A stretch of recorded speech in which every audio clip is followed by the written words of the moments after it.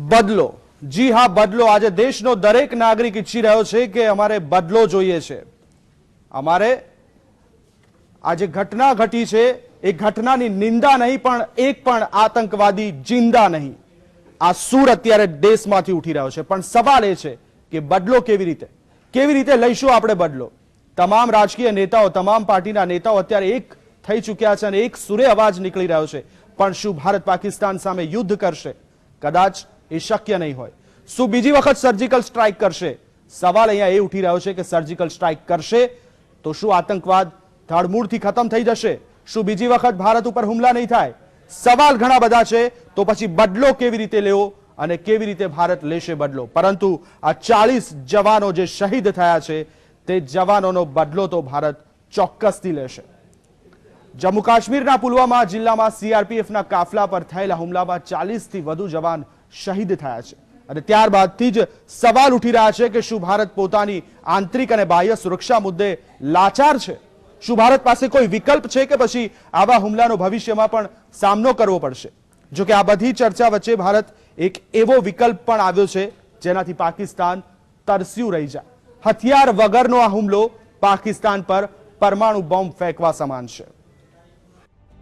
પાકિસ્તાન સામે આકરી કાર્યવાહી કરવા માટે દેશભરમાંથી આક્રોશ ઉઠી રહ્યો છે અને સરકાર પણ યોગ્ય કાર્યવાહીનું આશ્વાસન આપી ચૂકી છે।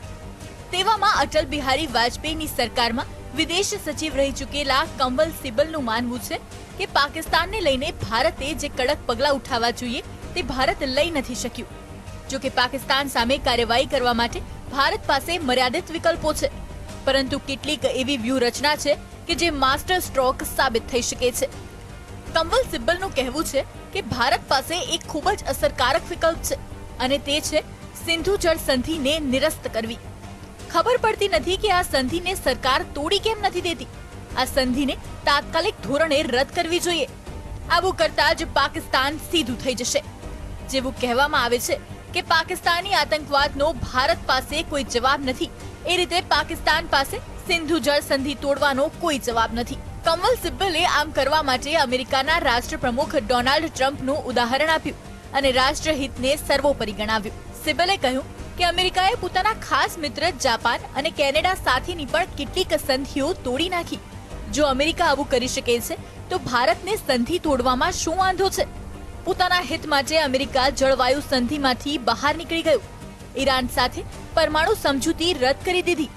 કંવલ સિબ્બલનું માનવું છે કે ભારત માટે ડિપ્લોમેટિક જ વિકલ્પ પૂરતા સાબિત નહીં થાય। સિંધુ જળ સંધિનો પણ સહારો લેવો પડશે। આ સંધિ તોડવાથી ભારતને કોઈ અસર નહીં થાય। કંવલ સિબ્બલ કહે છે કે હવે મજબૂત પગલાં ઉઠાવવાનો સમય આવી ગયો છે। હવે કાશ્મીરમાં થોડો સફાયો કરવો પડશે। આ પહેલા મોદી સરકારે વર્ષ 2016માં સિંધુ જળ સંધિને તોડવાની વાત કહી હતી, પરંતુ સરકાર કોઈ નિર્ણય સુધી પહોંચી ન શકી હતી। ઘણા લોકોનું માનવું છે કે ચીનના કારણે આ સંધિને તોડવી ભારત માટે સહેલી નથી। Bureau report.